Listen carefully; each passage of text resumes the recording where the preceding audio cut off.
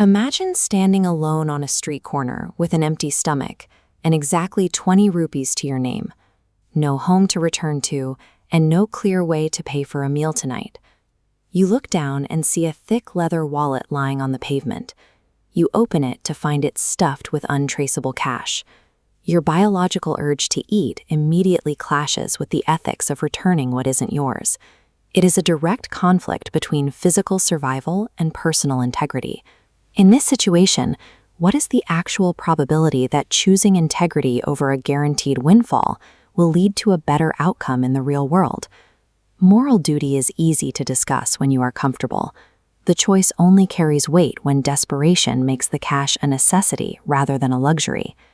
Historically, human culture has tried to influence this choice by teaching children moral fables. These stories are designed to make the honest choice seem like the logical one.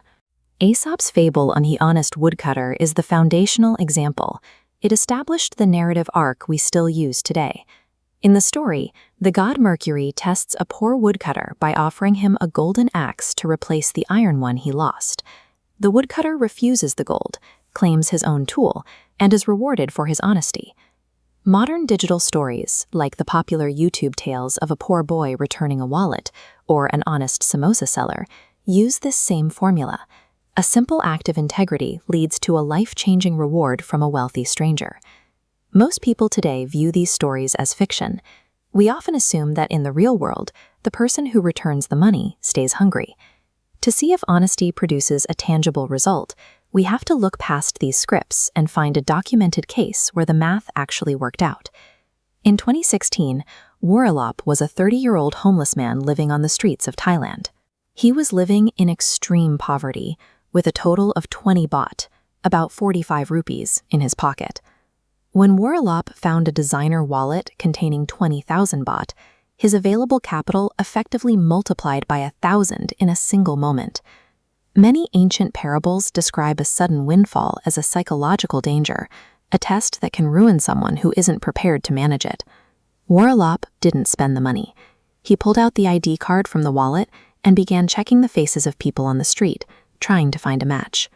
When he couldn't find the owner in the crowd, he took the wallet to the local police station and handed it over in its entirety.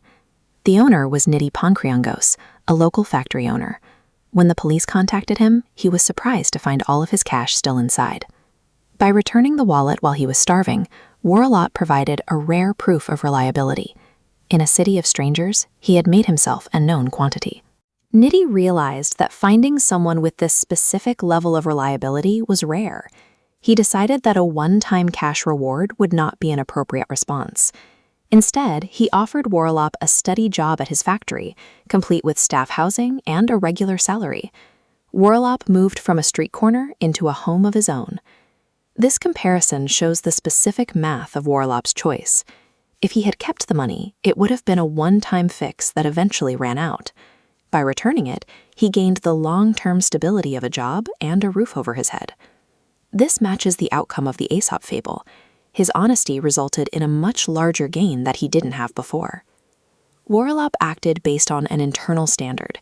He behaved as if the owner was watching him, even though he was completely alone on a busy street. In a global economy where most interactions are anonymous, verified integrity is a scarce resource. When people find it, they are often willing to pay a premium for it. Waralop's story suggests that behaving with integrity, even when you have nothing, can be a highly practical decision. It turns a person into a rare asset. If you found that wallet today, what would your choice be?